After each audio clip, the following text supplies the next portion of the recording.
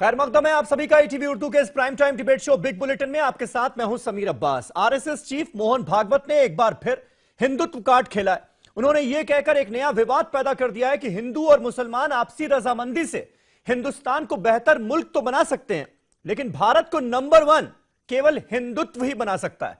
भागवत आगे यह भी कह गए कि असल में मुसलमान भी पहले हिंदू थे पर बाद में वो मुसलमान बन गए। एक तरफ यूपी में कानून व्यवस्था की बदतर हालत के बाद सीएम योगी को हिंदुत्व का चेहरा बनाकर पहले केरल भेजा गया और अब गुजरात भेजने की तैयारी है, तो दूसरी तरफ संघ का हिंदुत्व राग। बड़ा सवाल यह है कि अब संघ की सोच के साथ बीजेपी कैसे करेगी सबका साथ सबका विकास के नारे पर अमल, और क्या यह माना जा सकता है कि हिंदुत्व की घुट्टी पिलाकर ही हिंदुस्तान जैसे अजीमोशान मुल्क को बनाया जा सकता है नंबर 1। इसी पर करेंगे बात अपने तमाम खास मेहमानों से, लेकिन पहले यह रिपोर्ट।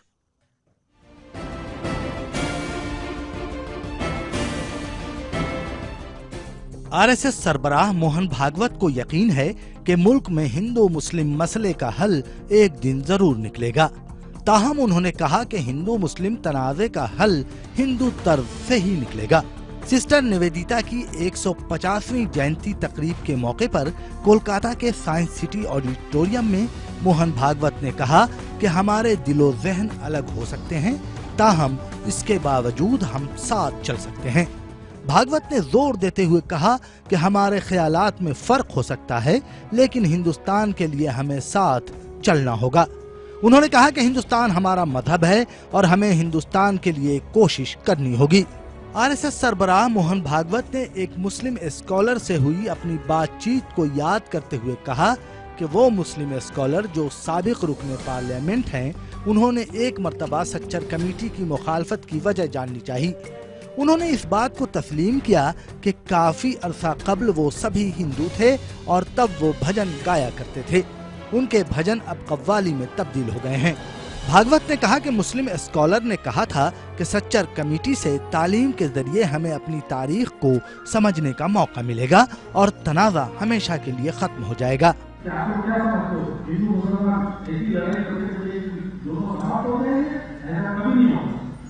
इस आपसी संघर्ष में से ही मिलजुल कर रहने का कोई रास्ता ये लोग निकाल लेंगे और मैं आपको बताता हूँ वो रास्ता अवश्य हिंदू रास्ता होगा।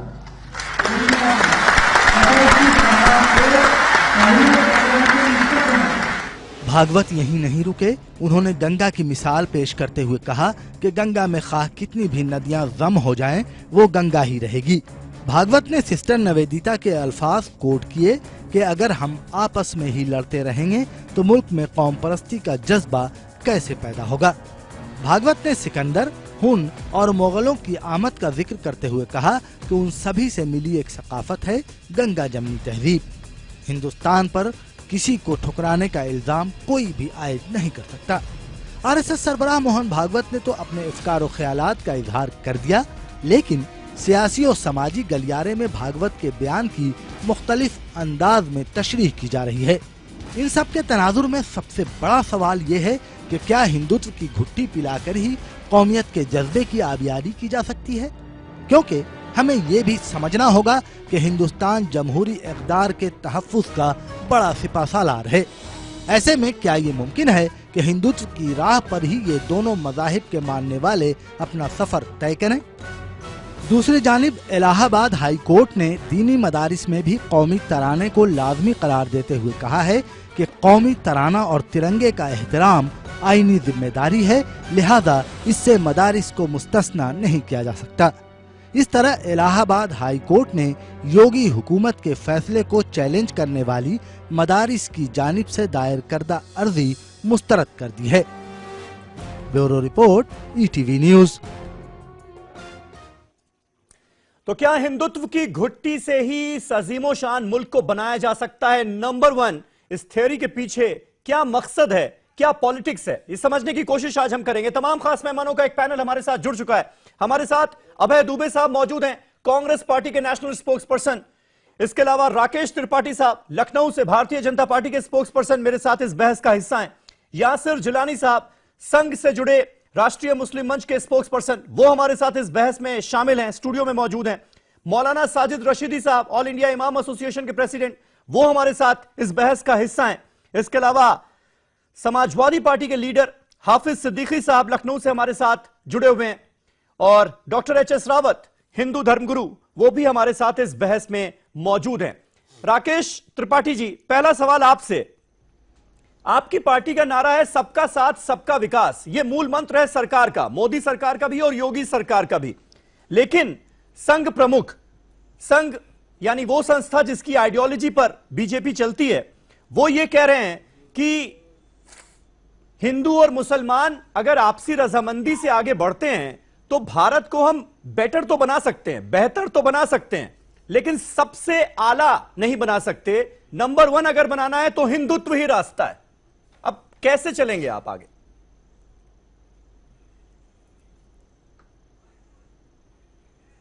देखिए, हिंदुत्व की परिभाषा 1995 में सुप्रीम कोर्ट ने तय करने का काम किया था। हिंदुत्व को अगर आप भारत के वेदों और पुराणों से समझने की कोशिश करेंगे तो उदार चरिता नानतुम वसुधैव कुटुंबकम हिंदुत्व की परिभाषा में आता है, जो पूरे विश्व को परिवार की बात करता है। हिंदुत्व कभी भी कट्टरता नहीं फैलाता है, हिंदुत्व हमेशा उदारता का भाव रखता है। हिंदुत्व तो वे ऑफ लाइफ है, जीवन जीने का एक तरीका है, और यह जीवन जीने का वो श्रेष्ठ तरीका है जिसके आधार पर भारत जगतगुरु था, जिसके आधार पर भारत ने विश्व को तमाम सारी उपलब्धियां दी हैं।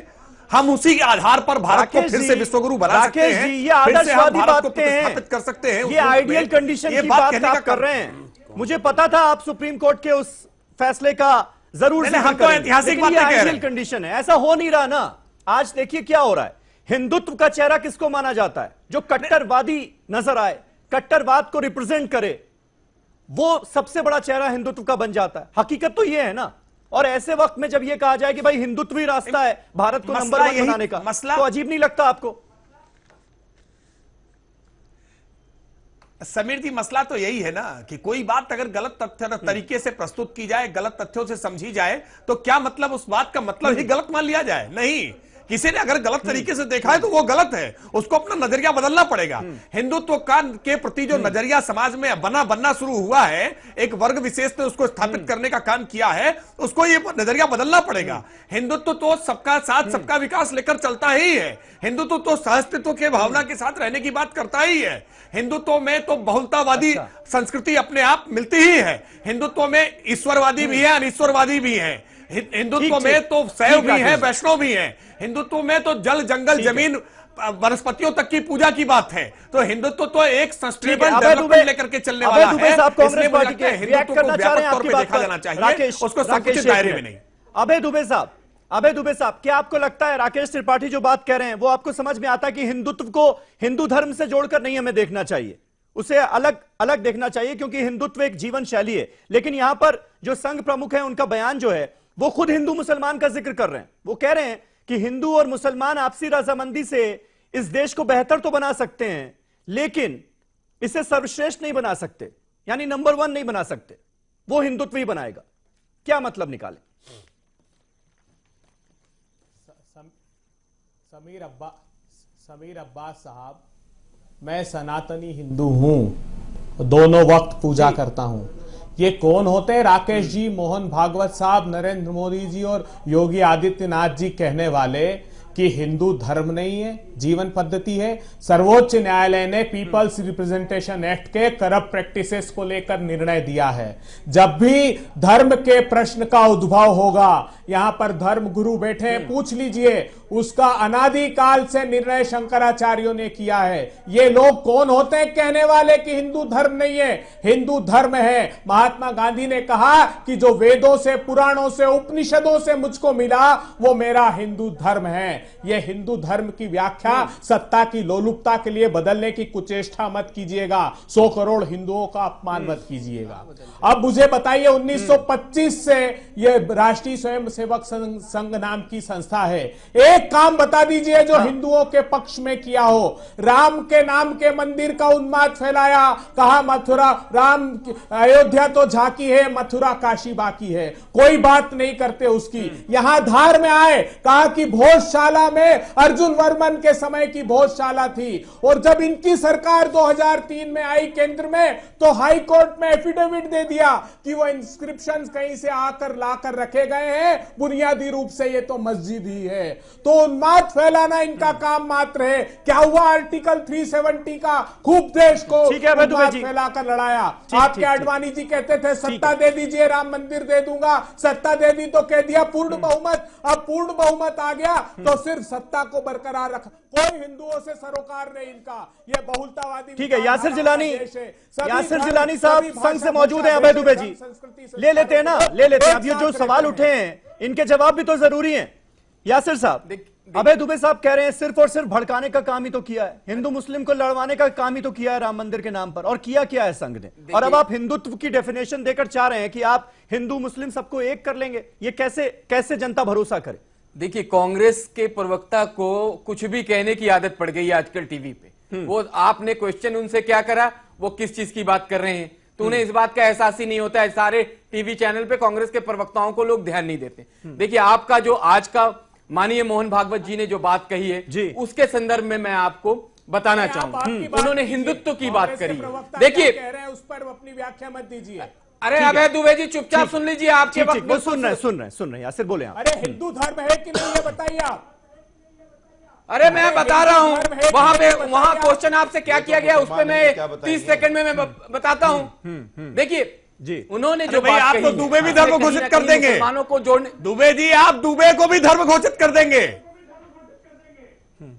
ठीक है। देखिए, एक दूसरे का ऐसे जवाब ना दें। यासिर अपनी बात रख रहे हैं। यहाँ पे मुसलमान और हिंदू की बात हुई है कि अगर वो मिलके करते हैं तो भारत को श्रेष्ठ बनाने का काम होगा। तो देखिए, जो हमारा इतिहास आप उठा के देखिए, हम मुसलमान हिंदुस्तान में नहीं, उसके आगे क्या बोल रहे हैं? साल पहले नहीं, उसके आगे क्या बोल रहे हैं भागवत साहब? आपको जानना होगा। लेकिन हिंदू नहीं बनाएगा नंबर 1। सुन लीजिए, आप ये क्या बात है? मतलब हिंदू मुसलमान मिलकर बेटर बना सकते हैं सिर्फ अगर सारे लोग मिलकर काम करेंगे देश के विकास के लिए, तब बनेगा नंबर 1। नहीं तो सब उन्होंने जो कहा है उसको समझने की कोशिश की है। बताइए। उन्होंने बिल्कुल 1 by 1 चीजों को समझाया है। देखिए, 1000 साल पहले यहाँ पे मुसलमान आए, कुछ आक्रांता के रूप में आए, कुछ बादशाह आए, कुछ बिजनेसमैन आए, उन्होंने धर्मांतरण कराया, फिर यहाँ पे हिंदुस्तान के अंदर मुसलमान हुए। ये बात तो आप मानेंगे, इसमें तो कहीं कोई दो राय नहीं है। और अच्छा, उसके बाद क्या है कि हमारी जो उपासना की पद्धति है उसमें बदलाव आया। लेकिन अगर आज हम बात कर रहे हैं, माननीय भागवत जी ने जो बात कही है, उपासना की पद्धति में बदलाव तो आ गया, लेकिन क्या हमारे जो पुरखे हैं उनमें बदलाव आया? हमारे चलन में, हमारे रहन सहन में, हमारे खान पान के तरीके में, हमारा सारा का सारा सिस्टम वैसे ही है। तो जिस तरह से यहाँ के मुसलमान, हम अगर बीइंग ए मुस्लिम मैं ये बात कहता हूं कि मुझे अल्लाह पे, उनके भेजे हुए नबी पे, उनके हमारे नमाज पे, हमारे रोजा पे, ज़कात पे और आखिर में हमारे हश्र पे अगर मुझे यकीन है, तो हमें विष्णु, महेश और जितने भी हमारे भगवान आए, ब्रह्मा, विष्णु, महेश, उनका भी सम्मान करना चाहिए। हिंदुत्व को मतलब आपके मुताबिक हिंदू मुसलमान को मिलाने की बात कर रहे हैं भागवत साहब? नहीं, मिलाने की इसलिए बात कर रहे हैं कि उन्होंने एक बात रखी है। उन्होंने मुसलमानों को एक तरह से मेन स्ट्रीम में जोड़ते हुए ये बात कही है कि अगर उनके पास ये समझ आती है तो हम आज दुनिया के श्रेष्ठ हैं और बिल्कुल श्रेष्ठ बन के। मौलाना रशीदी, क्या आपको भी ऐसा लगा कि वो मिलाने की बात कर रहे हैं? जी को सराहना चाहिए, एक दूसरे को लड़ाने की नहीं, मिलाने की बात कर रहे हैं। वो लगा आपको? देखिए, अगर हम आरएसएस की तारीख पर नजर डालें तो जंगे आज़ादी में जो इनका रोल रहा है वो किसी से ढका छुपा नहीं है। आज़ादी के बाद भी आरएसएस के सरबराह खड़े होकर ये कहते हैं कि नहीं, ब्रिटिश हुकूमत के जो राजशाह थे वो अच्छे थे, बुरे नहीं थे। इस तरह के वक्तव्य इनके आते रहे हैं। हमने सुनने के लिए नहीं, मुद्दे पे रही है। अरे सुन लो, मैं बोला नहीं, आप बोलिए। पहले तो आप कलमा पढ़ लीजिए। नहीं, कलमा आप मुझे नहीं पढ़ाएंगे, पहले आप कलमा पढ़ लीजिए और मुसलमान बन जाइए। कलमा पढ़ के मुसलमान बनिए। आप जैसे मुसलमानों ने हम जैसे लोगों का जीना हराम कर रखा है। आप जैसे मुसलमानों ने जब जीना हराम किया तो हमारे जैसे मुसलमान सामने आए सच्चाई कहने के लिए। सुन लीजिए, ज्यादा परेशान नहीं होना चाहिए आदमी को। मैं बोला नहीं आपके बारे में, आप भी बोलिए। मैं सिर्फ ये कहना चाहता हूं, अभी जैसे राकेश त्रिपाठी ने कहा और दुबे जी ने बहुत अच्छा जवाब दिया उसका। मुझे ये बताइए, ऐसा कौन सा धर्म है जो वे ऑफ लाइफ नहीं है, जो ये नहीं बताता कि जिंदगी जीने के तरीके ये हैं? आपको अपनी जिंदगी में ये करना है, आपको अपनी मौत तक ये करना है, ऐसे रहना है, ऐसे खाना है, ऐसे सोना है, ऐसे जागना है, ऐसे मामलात कर, सारे धर्म यही तो बताते हैं। तो हिंदू धर्म के अंदर ऐसी कौन सी नई बात आ गई है कि उसको वे ऑफ लाइफ बता दिया और उसको जो है कहीं हिंदुत्व को अलग कर दिया और इसको अलग कर, ये सारी बातें जो है इनको कहीं ना कहीं देखिए, इनका जो असल एजेंडा है वो एजेंडा ये है, ये चाहते हैं कि हिंदुस्तान हिंदुओं का रहे और मुसलमान यहां से परेशान होकर खुद चला जाए। एजेंडा हिंदू राष्ट्र का है क्या? हिंदू राष्ट्र का एजेंडा, इसके अलावा कोई एजेंडा नहीं है, इसके अलावा कोई एजेंडा नहीं है। सुन लीजिए बात, मैं 1 मिनट में बात खत्म कर रहा हूं अपनी। जंगे आजादी के अंदर हिंदू, मुस्लिम, सिख, ईसाई सबने मिलकर जंगे आजादी की लड़ाई लड़ी। उस वक्त का सबसे बड़ा बदनसीब वो आदमी था, चाहे हिंदू हो या मुसलमान, जो जंगे आजादी में शरीक नहीं हुआ। और आरएसएस उसी का एक हिस्सा है। आरएसएस कोई शरीक नहीं हुआ जंगे आजादी में, ये सबसे बड़े बदनसीब लोग हैं। रावत साहब, ये जो पॉइंट उठाया, इसमें आपको क्या तर्क नजर आता है, लॉजिक नजर आता है? जो बात रशीदी साहब कह रहे हैं कि भाई सारे ही धर्म जो है वो जीवन शैली है, हिंदुत्व थोड़ी। जब आप ये कहते हैं कि हिंदुत्व ही आपको सही रास्ते पर ले जाएगा, तो आप एक तरह से दूसरे मजहब, क्योंकि ये तो सेकुलर मुल्क है, तमाम हिंदू, मुस्लिम, सिख, ईसाई, बौद्ध, पारसी सारे लोग यहां पर रहते हैं, सारे धर्मों से ताल्लुक रखने वाले, तो आप कहीं ना कहीं हिंदू धर्म के अलावा जो लोग यहां पर रह रहे हैं उन पर आप अपनी जीवन शैली थोपने की कोशिश कर रहे हैं, ऐसा लगता है। नहीं, गलत कह रहा हूं मैं? भागवत जी ने जो कहा है उसकी इंटरप्रिटेशन कोई कर नहीं पा रहा। उन्होंने बहुत फिलोसॉफी तरीके से कहा है कि जो हिंदुत्व की विचारधारा है वो विचारधारा किसी का बुरा नहीं करती है, वो आतंकवाद नहीं फैलाती है, वो झगड़ा नहीं करती है। उन्होंने कहा नंबर 1 इस देश को सिर्फ हिंदुत्व ही बना सकता है। इसलिए हिंदुत्व बना सकता है कि जितने भी धर्म निकले वो सब हिंदुत्व से निकले हुए हैं। अब ये तो आपका लॉजिक है ना, ये तो आपका रशीदी साहब और इससे तमाम लोग इत्तेफाक नहीं रखेंगे। इस्लाम के अंदर ये सिखाया जाता है कि भाई आप 5 आदमी को आप हिंदू को आप मुसलमान बना दो। किसने सिखाया? अरे मेरे पास वीडियो है, अभी रोज वीडियो चल रहे हैं। बड़े पर्सपेक्टिव में बात हो, बड़े पर्सपेक्टिव में बात हो। जी सुन तो लो, मैं नहीं बोला ना, फिर मुझे बोलना पड़ेगा। जब मैं बोला नहीं था, पीछे क्यों बोल रहे हैं? ठीक, मान लिया, आपको जब लगता हूं तो आपको चुटकी काटती है, बात सुनने में दिक्कत आ रही है आपको। कंप्लीट कीजिए। जब आपकी एक इस्लाम में एक विचारधारा है कि भाई आप कन्वर्ट करो, और अगर आप कन्वर्ट करोगे, जिहाद करोगे तो बेहतर हूर मिलेगी। हमारे यहाँ सिखाया जाता है किसी की आप हत्या करो तो नर्क मिलेगा। ये गलत है, ये विचारधारा है, ये विचारधारा की लड़ाई है। मैं जानकार नहीं हूं इस्लाम धर्म का, आप लेकिन इतना तो मुझे भी पता है, विचारधारा है उसको त्यागो। ये हत्याएं जितनी भी हो रही हैं, आतंकवाद हो रहा है और जो राष्ट्रवाद नहीं है, उसको त्यागने के लिए उन्होंने बोला है।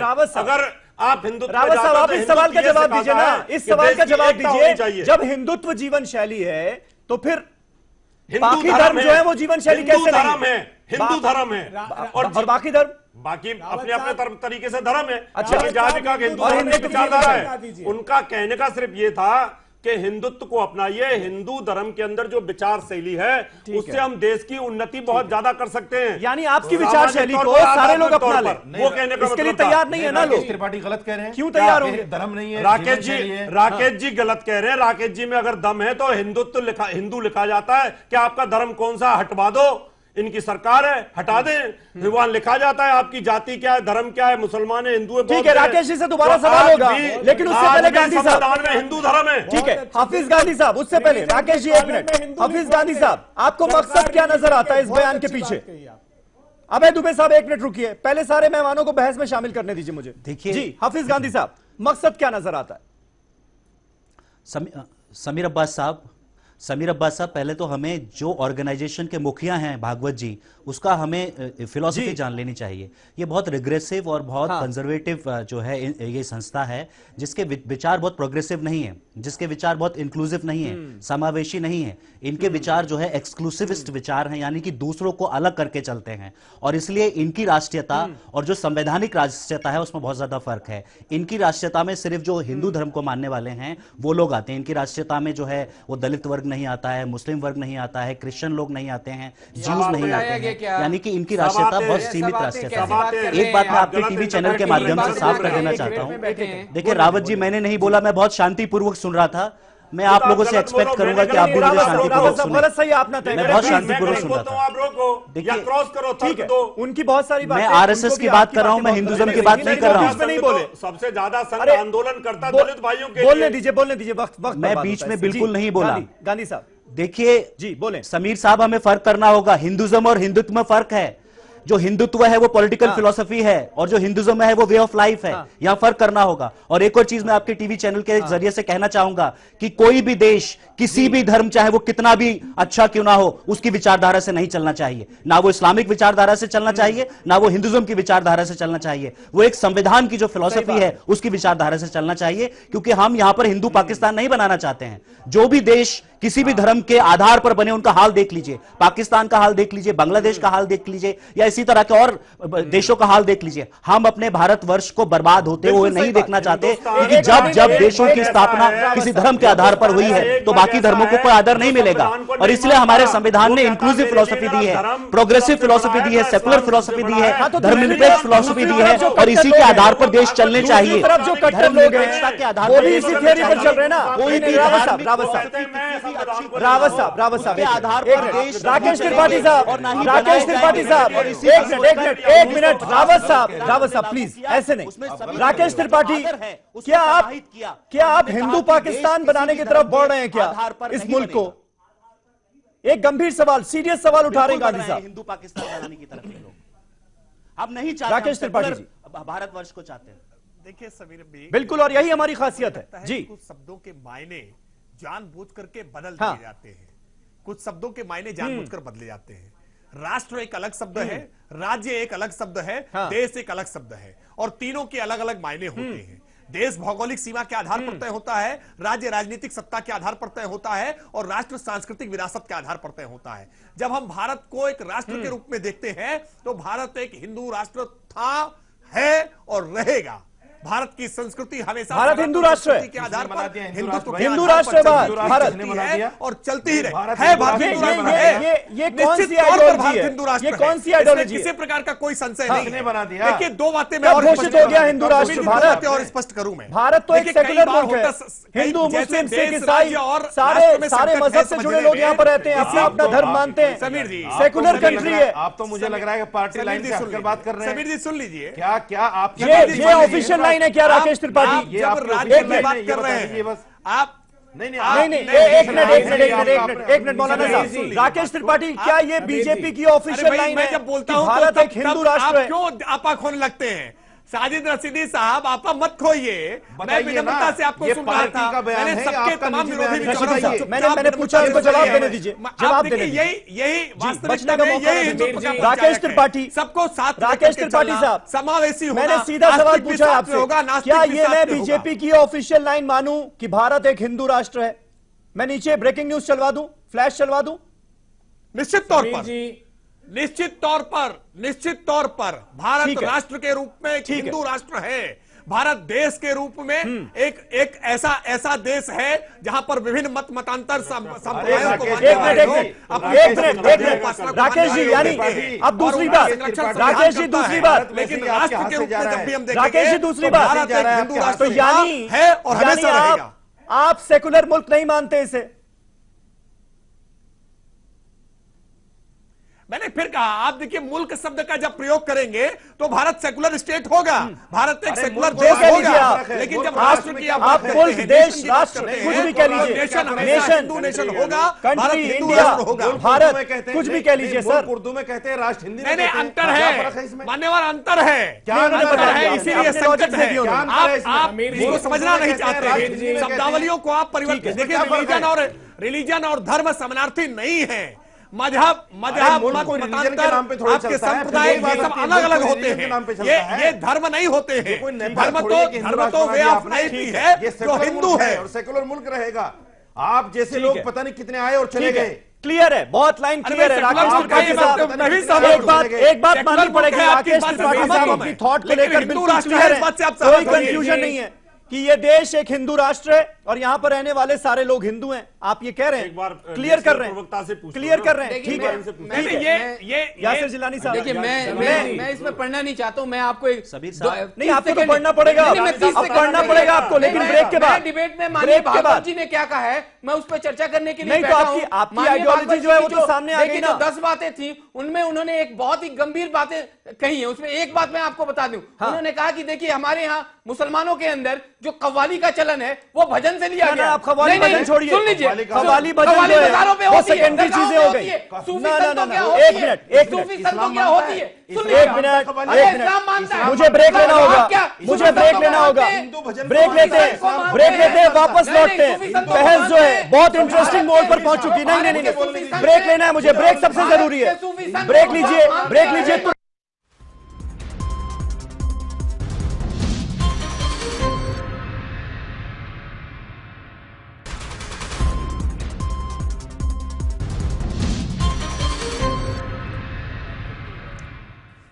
तो क्या हिंदुत्व की घुट्टी पिलाकर ही इस अजीमोशान मुल्क को बनाया जा सकता है? नंबर 1, यह हमारा आज का सवाल। तमाम खास मेहमान हमारे साथ बने हुए हैं। अभय दुबे साहब, ब्रेक से पहले राकेश त्रिपाठी ने बिल्कुल क्लियर कर दिया कि यह हिंदू राष्ट्र है हिंदुस्तान, कोई कंफ्यूजन में ना रहे, और यहां रहने वाले सारे लोग हिंदू भी हैं। तो अभी तो बात हो रही थी हिंदू मुसलमान को मिलाकर आगे बढ़ने के लिए, अब तो यह डिक्लेरेशन हो गया कि सारे हिंदू हैं, हिंदू राष्ट्र में रह रहे हैं हम।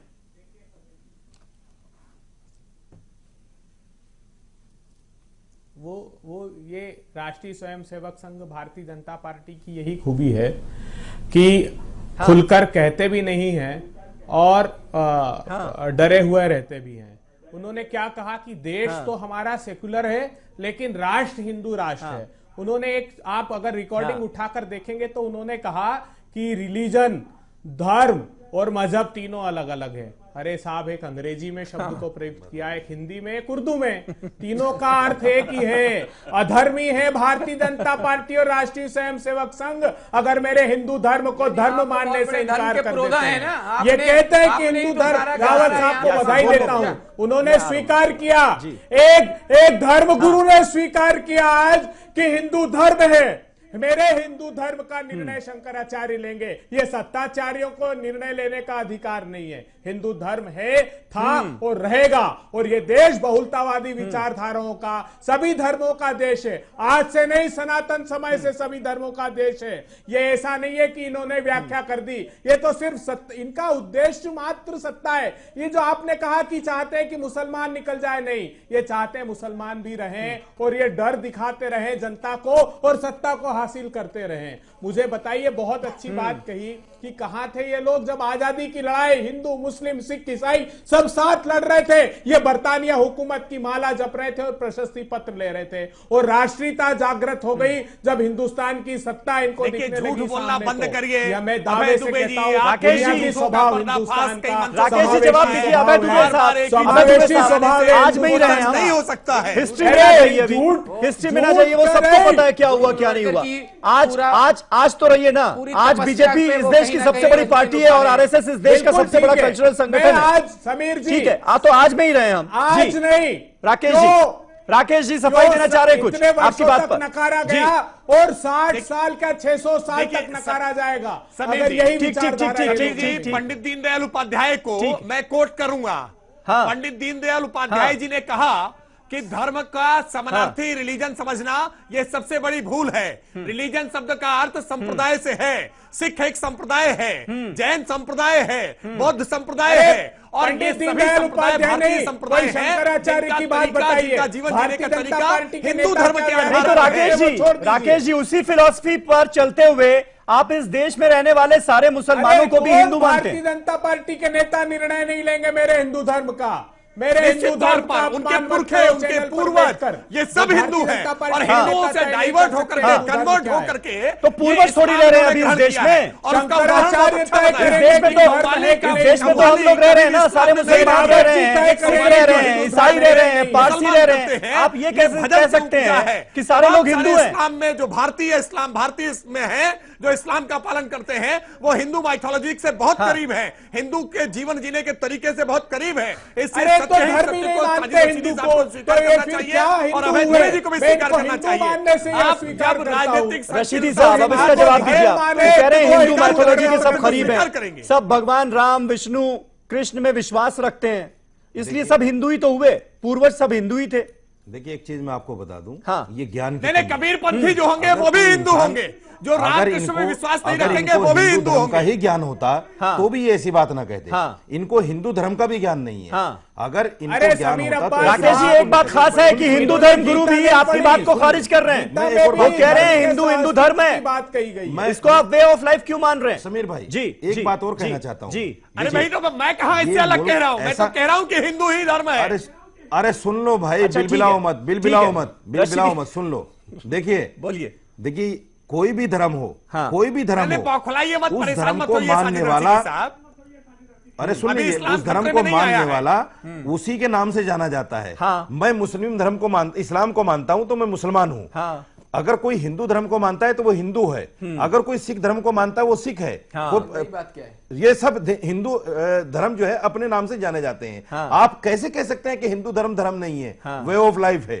और फिर मैं वही कहूंगा कि हर धर्म जो है जिंदगी जीने का तरीका बताता है। आप अपने आप को करेक्ट कर लीजिए। और ये विचारधारा जो आपकी है, जो योगी जी ने एक बार पहले कहा था, लेकिन रशीदी साहब वो तो ये भी तर्क दे रहे हैं कि सूर्य नमस्कार नमाज से मिलता जुलता है। ये जो इन लोगों की सोच है, और ये बताना चाहते हैं कि मुसलमान भी कहीं ना कहीं, रशीदी साहब कहीं ना कहीं, सुनो सुनो सुनो, रशीदी साहब ये अपने एजेंडे पे आ गए। बात करते करते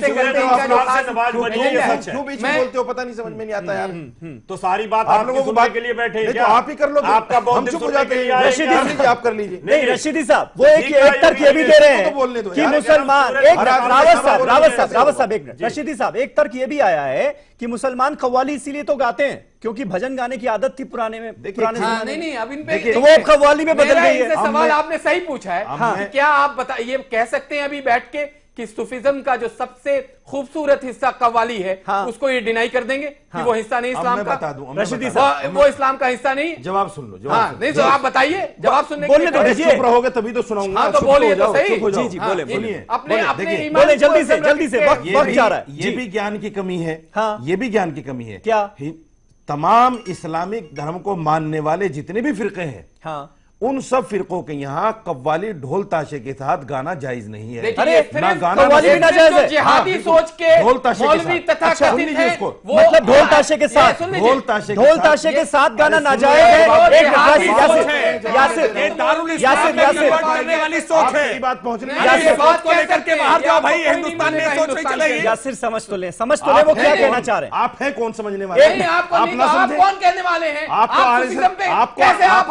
तो आरएसएस पे ईमान लाने वाले। अच्छा रशीदी साहब एक मिनट, मोहन भागवत अगर नबी है, हिंदुस्तान के आपका तो नबी मोहन बुजुर्गों भागवत को, है, सूफियों आपका को नबी मोहन इग्नोर भागवत करते हैं तो आप आपका मुसलमान रसूल नहीं मोहन है। भागवत है। आप मुसलमान आपने नहीं जानते इस्लाम है। क्या है? आप कौन से फिरके को मानते हैं ये बताइए आप। रशीदी साहब जो मैं समझ पाया, आप ये कहने की कोशिश कर रहे हैं कि ढोल ताशे के साथ अगर कव्वाली गाई जाती है तो वो इस्लाम में नाजायज है, अगर कव्वाली ऐसे कोई गा रहा है तो वो जायज है, ये कह रहे हैं आप। तमाम फिरकों के यहाँ गलत कह रहे हैं। अगर ढोल ताशा नहीं है, बिल्कुल गलत है, मुझे अगर बोलना ढोल पड़ रहा है। ढोल ताशे को निकाल दिया, कव्वाली जायज है, कव्वाली जायज है, जायज है ना, बिल्कुल जायज, मैं भी गा सकता हूँ। और क्योंकि हमें पुराने जमाने में भजन गाने की आदत थी इसलिए वो कव्वाली में तब्दील हो गई। बिल्कुल नहीं, इससे कव्वाली और भजन में बहुत फर्क है। वहीं आ गए। यासिर साहब जवाब मिल गया ना आपका, जवाब मिल, वो कह रहे ढोल ताशे के साथ नाजायज, ऐसे गाइए तो जायज। क्वेश्चन भी नहीं लगा सकते। एक यासिर के बाद रावत साहब थोड़ा सा इंतजार कर लें।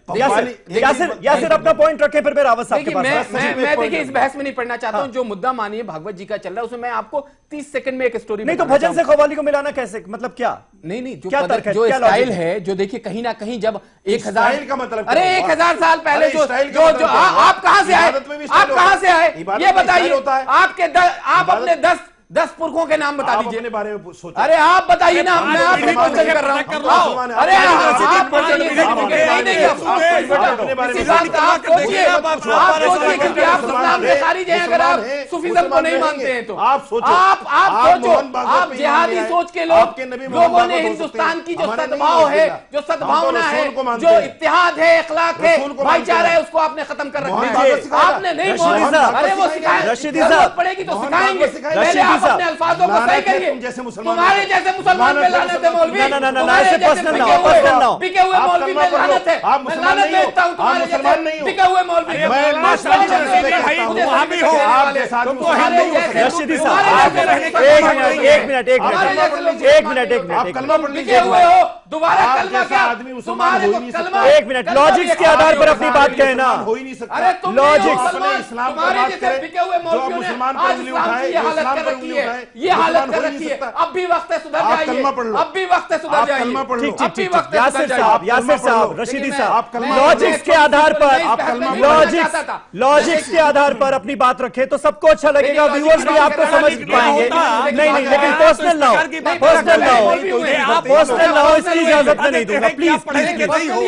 रावत साहब, जो बात राकेश त्रिपाठी साहब कह रहे हैं, इत्तेफाक रखते हैं कि ये मुल्क जो है ये हिंदू राष्ट्र ही है। क्या इसकी वजह सिर्फ ये मानी जाए कि भाई यहां पर बहुसंख्यक समाज जो है 80% हिंदू है तो ये हिंदू राष्ट्र हो गया, या फिर इस मुल्क की जो असलियत है या जो हमारी सबसे बड़ी खासियत है कि यहां पर सारे धर्मों के लोग बड़े शान के साथ रहते हैं, एक दूसरे से मेल मिलाप के साथ रहते हैं, ये खासियत है, या फिर हिंदू राष्ट्र घोषित कर देंगे आप? नहीं, राकेश जी उसमें आपको सुकून मिलेगा। राकेश जी की एक बात में दम है क्या कि ये जहां पर जैसे पंजाब है, पंजाबी माहौल ज्यादा है तो वो पंजाबी बोलते हैं, पंजाबी बोल देते हैं। ऐसे ही अगर यहाँ हिंदू मेजोरिटी है तो पूरा वर्ल्ड इसको हिंदुस्तान बोलता है, इसमें कोई डाउट नहीं तो है। हिंदुस्तान का ये मतलब थोड़ी है ये हिंदुस्तान कि यहाँ हिंदू रहते हैं इसमें, वो तो हिंद से हिंदुस्तान है। क्या बात कर रहे हैं रावत साहब? नेपाल में हिंदू राष्ट्र की मेजोरिटी है, जहां पर जिसकी मेजोरिटी होती है। अब गुजरात में अगर गुजराती ज्यादा है तो उसकी मेजोरिटी में गुजरात बोला जाता है। ऐसे बोलने में उनकी बात में लॉजिक है। ये तो हमारे मुल्क की स्पेशलिटी खत्म कर दिया आपने। देखो, ये तो हमारे मुल्क की सबसे बड़ी खासियत ही खत्म कर रहे हैं आप। समीर भाई जी, इस मुल्क का नेचर ही खत्म कर रहे हैं। 1000 वर्ष पहले हिंदू राष्ट्र था, इसमें कोई डाउट नहीं। मुसलमान क्या 500 वर्ष बाद मुसलमान हिंदू राष्ट्र 1500 ईस्वी तक भी हिंदू राष्ट्र था मुसलमानों ने, लेकिन उसके बाद आक्रांताओं ने जब यहाँ पर अत्याचार किए और रसीदी जी जैसे जब अच्छा ये बताइए अच्छा ये बताइए मुगलों ने 300 साल तक शासन किया, तब क्या ये मुस्लिम देश था? मुस्लिम देश हो गया था क्या तब? नहीं, 300 साल मुगलों ने शासन किया, तब क्या मुस्लिम देश था क्या हिंदुस्तान? मैं आपको बताऊं एक मिनट यासिर आपका हो गया। आप रावत साहब जल्दी से आंसर दीजिए ना इसका। तब क्या मुस्लिम देश था 300 साल तक मुगलों के शासन में हिंदुस्तान? नहीं, तब भी हिंदू राष्ट्र था। हाँ, तब भी कह रहे हैं हिंदू राष्ट्र था। हिंदू राष्ट्र पे हुकूमत कर रहा है, मुसलमान हिंदू राष्ट्र पे हुकूमत कर रहा है। अब्दुल हफीज गांधी साहब, मुसलमान हिंदू राष्ट्र पे हुकूमत की आजादी हुई, क्या बात आप कर रहे हैं? और वहां पर कांग्रेस की यह है सरकार ज्ञान थी। की कमी। एक मिनट, उन्होंने क्या किया? चेंज किया। ठीक है। और अरे आप पहले आप कन्वर्टेड हिंदू हो, आप क्यों बहस कर रहे हो बिना? ठीक, रावत साहब हिंदू का पता ना मुसलमान का एक मिनट पर्सनल ना हो पर्सनल ना हो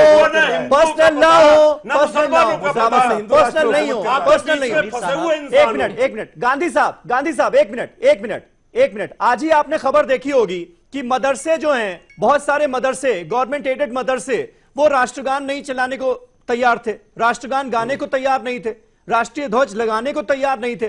तो बाकायदा इलाहाबाद हाईकोर्ट को कहना पड़ा कि नहीं, आपको तो यह करना पड़ेगा, ये आपकी संवैधानिक ड्यूटी है। ऐसी नौबत क्यों आती है? तो कट्टरता जिसका आप जिक्र कर रहे थे, संघ की कट्टरता, वो तो दोनों तरफ है ना। फिर देखिए, किसी भी धर्म की कट्टरता हो उसका विरोध होना चाहिए। मैं यहां पर एक बात कहना चाहता हूं कि भागवत जी के बयान को सत्य मान ले और उनकी राह पर चलने लग जाएं, तो जो आज डिबेट में हो रहा है, हिंदू हिंदू से लड़ रहा है, मुसलमान मुसलमान से लड़ रहा है। इसीलिए कहा गया हमारे संविधान के अंदर कि धर्म कोई आधार नहीं हो सकता देश को चलाने का, और इसलिए सेकुलर कॉन्स्टिट्यूशन की बात की गई। और जिस तरह का इतिहास हमारा रहा है वो मिला जुला इतिहास रहा है, गंगा जमुनी तहजीब का इतिहास रहा है, सभी धर्मों को हमने आदर दिया है और इसी फिलॉसफी को संविधान में डाला गया। अगर ये देश चलेगा और ये देश कुछ भी होगा फ्यूचर में, तो वो सेकुलर देश होगा, ना ये हिंदू राष्ट्र होगा, ना ये इस्लामिक राष्ट्र होगा, ये एक सेकुलर राष्ट्र होगा और इसी पर विकास इसी पे देश तरक्की करेगा और किसी विचारधारा पे देश तरक्की। बोलने दीजिए, सुन तो लीजिए। जी देखिए, सेकुलर राष्ट्र ये हमेशा था, लेकिन ये इंडियन सिविलाइजेशन के नाम से जाना जाता था। ये कभी भी हिंदू सिविलाइजेशन नहीं रही है, ये भारतीय सभ्यता रही है। और ये उस ग्लास के मानिंद है, दूध के ग्लास के मानिंद, जिसमें हम चीनी डालते गए और हमारी सभ्यता की मिठास बढ़ती गई। कभी दूध छलका नहीं, इसको छलकाने की कोशिश मत कीजिए। और इसलिए इस धर्म पर या उस धर्म पर इस देश को चलाने की कोशिश मत कीजिए। जब आप ऐसा करेंगे तो आप इस भारत को हिंदू पाकिस्तान बनाने की कोशिश करेंगे या फिर धर्म की सियासत छोड़कर सीधे सीधे विकास की राजनीति क्यों नहीं करते? बंद होनी चाहिए। कौन सा धर्म अहम है, कौन सी जीवन शैली अहम है, ये थोड़ी इंपॉर्टेंट है देश की जनता के लिए। देश की जनता ने दुनिया कहां जा रही है और हम कहां पर जा रहे हैं और तमाम राज्यों में इसलिए चुनकर भेजा है क्योंकि पिछली सरकारों से लोग नाराज थे, डेवलपमेंट नहीं हो पाया, जो लोगों की उम्मीदें थी उस पर सरकारें खरी नहीं उतरी, इसलिए आपको इतनी बड़ी जिम्मेदारी सौंपी गई है। ये धर्म में बांटकर कि नहीं हिंदू राष्ट्र है, मुसलमान जो हैं वो भी हिंदू हैं, इससे क्या मिलेगा आपको? देखिए समीर जी, मैंने पहले ही कहा कि धर्म शब्द का अर्थ गलत रूप में निकाला जाता है। धर्म धृ धातु से बना है जिसका मतलब धारण करना होता है। मैं इसीलिए बार बार कह रहा हूं कि हर भाषा के अपने नियम होते हैं। आप हिंदू जो देवनागरी लिपि है, जो हिंदी भाषा है, हिंदी भाषा के शब्द धर्म को कतई मजहब से या किसी पंथ से मत जोड़ करके देखिए।